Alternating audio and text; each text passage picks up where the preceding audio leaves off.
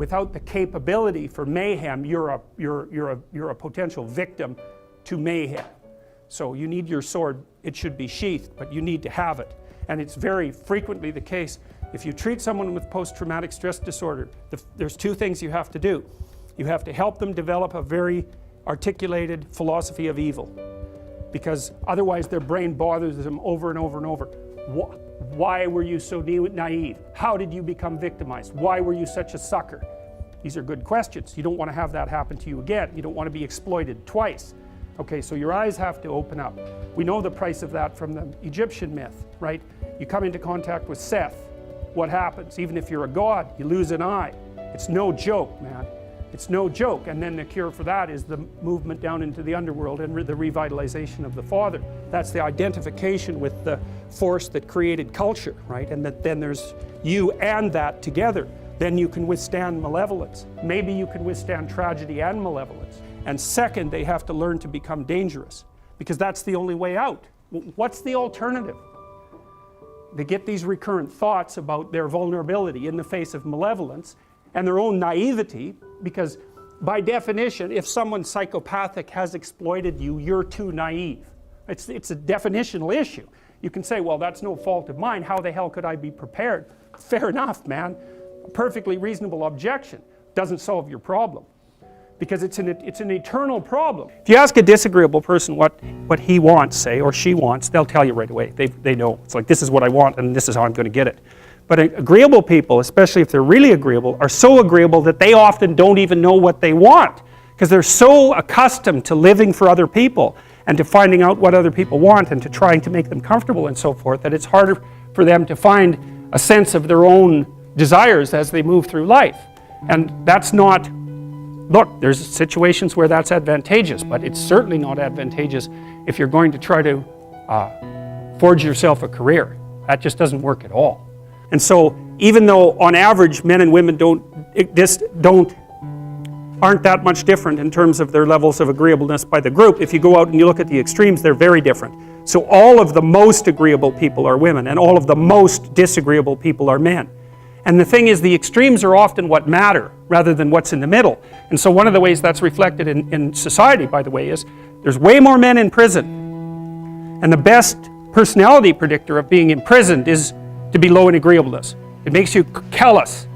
Now you might think, well, what's the opposite of compassion and politeness? And the answer to that is, I think it's best sort of conceptualized as a trading game. So let's say that we're going to play repeated trading games. And if you're very agreeable, then you're going to bargain harder on my behalf than you're going to bargain on your own behalf. Whereas if you're very disagreeable, you're going to do the reverse. You're going to think, I'm in this trading game for me, and you're going to take care of your own interests. Where an agreeable person is going to say, no, at best this is, at worst this has to be 50-50, but I'd like to help you every way I can. One of the things you have to be careful of if you're agreeable is not to be exploited, because you'll line up to be exploited. And I think the reason for that is because you're wired to be exploited by infants. And so that just doesn't work so well in that actual world. And one of the things that happens very often in psychotherapy, people come to psychotherapy for multiple reasons, but one of them is they often come because they're too agreeable. And so what they get is so-called assertiveness training, although it's not exactly assertiveness that's being trained. What it is the ability to learn how to negotiate on your own behalf. And one of the things I tell agreeable people, especially if they're conscientious, is say what you think. Tell the truth about what you think. There's going to be things you think that you think are nasty and harsh. And they probably are nasty and harsh, but they're also probably true.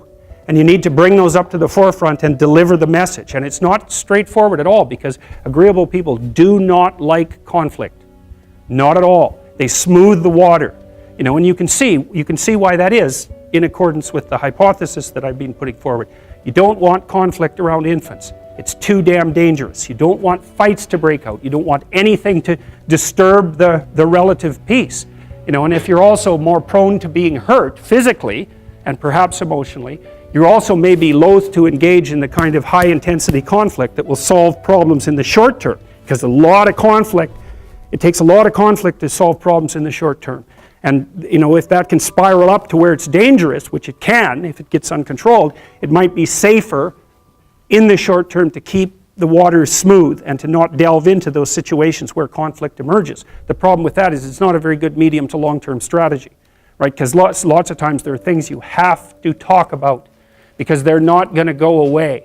And the advantage to having a well-socialized disagreeable person is that they really don't let much get in their way.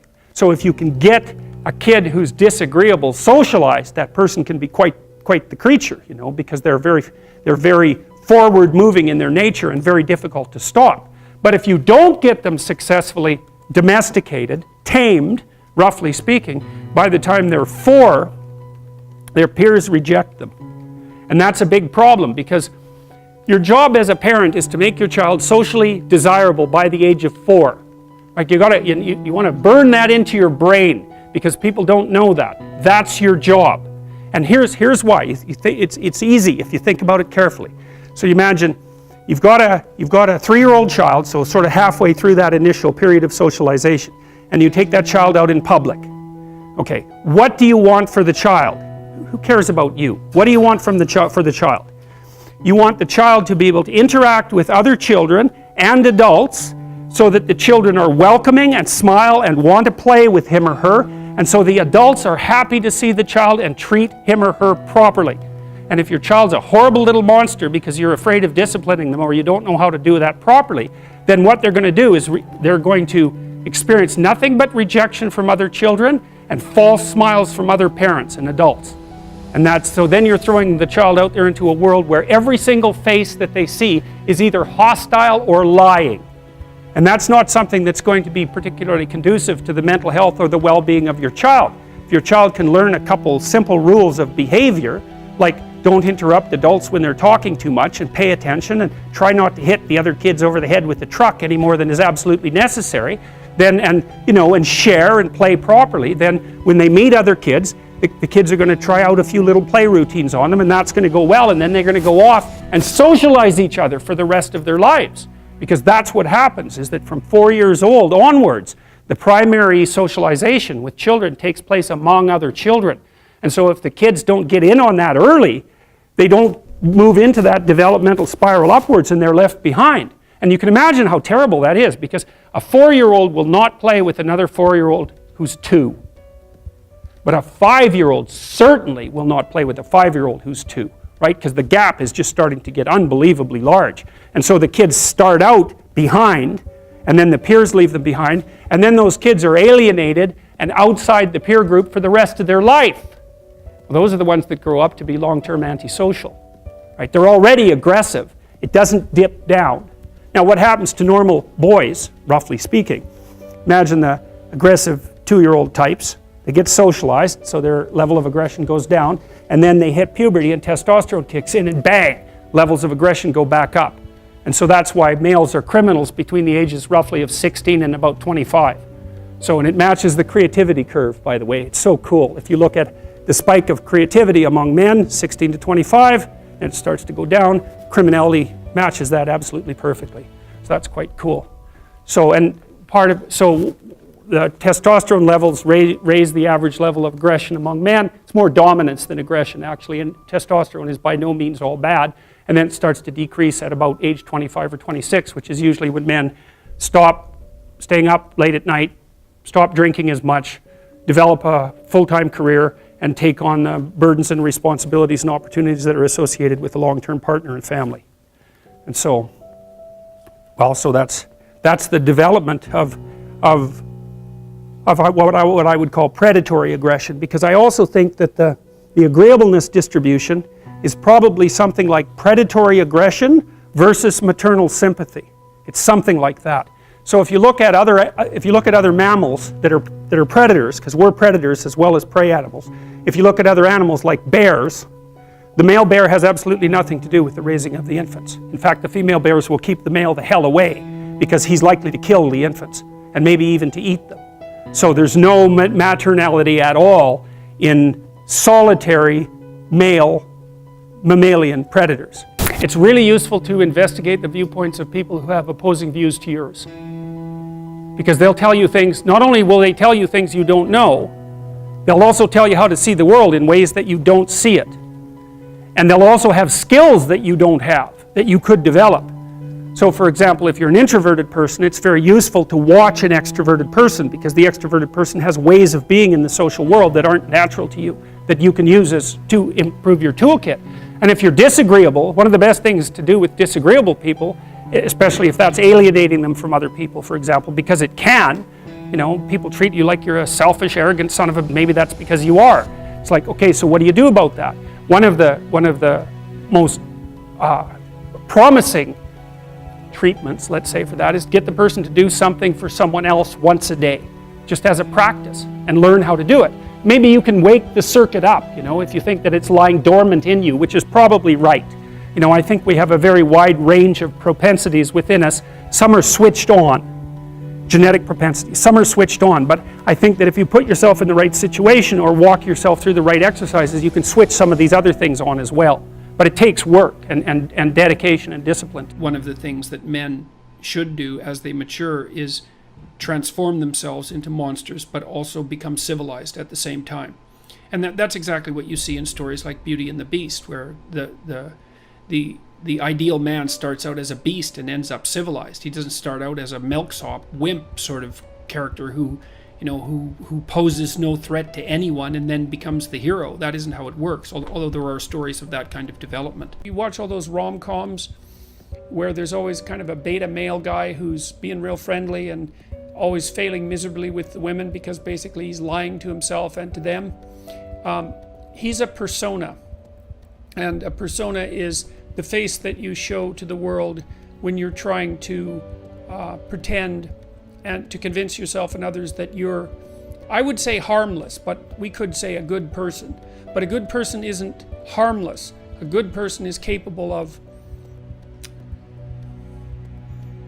well, maybe a good person is capable of anything, but is willing to hold that in abeyance. Well, if you're harmless, you're not virtuous. You're just harmless. You're like a rabbit. A rabbit isn't virtuous. It just can't do anything except get eaten. It's not virtuous. If you're a monster and you don't act monstrously, then you're virtuous. The hero has to be a monster, but a controlled monster. Batman is like that, you know. I mean, it's everywhere. It's the story you always hear. For example, lots of my clients, my clinical clients, are too agreeable, and they're generally women, because women are more agreeable than men, but not always, because I've had agreeable men as clients as well. And what happens is they're resentful and they don't know how to stand up for themselves, and it's because they're very compassionate by nature. And so if you're entering into a negotiation with them, they'll let you win. Well, that's not so good, because you know you need to win too, especially if you're in an organization of adults where there's a struggle, right? When you have kids, you can let them win. Especially infants, you have to let them win, and that's partly why compassion is so necessary. But as a basis for negotiation between adults, it's like, sorry, it's insufficient. You have to be a bit of a monster so that you can say no. And so a lot of what you do in psychotherapy is treat people's anxiety and depression. That's a huge chunk of it. Help them straighten out the way they think. That's a huge chunk of it. But another chunk of it is, well, let's toughen you up, you know, let's put you in a position where you can bargain, let's teach you how to assert yourself and stand up for yourself, and that's assertiveness training, and it's a huge chunk of psychotherapy, and you need to learn it. It's like, because part of how you regulate your interactions with other people is to negotiate, and you cannot negotiate unless you can say no. You can't do it. And it causes conflict to say no, and if you don't like conflict, which is basically the definition of being agreeable, then you can't tolerate the conflict, and so then you can't negotiate on your own behalf, and so then you keep losing, and you're bullied, and you know, it's not good. Then you get resentful, and it's really not good. So you have to develop your inner monster a little bit, and then that makes you a better person, not a worse person. It's weird, but that's just how it is.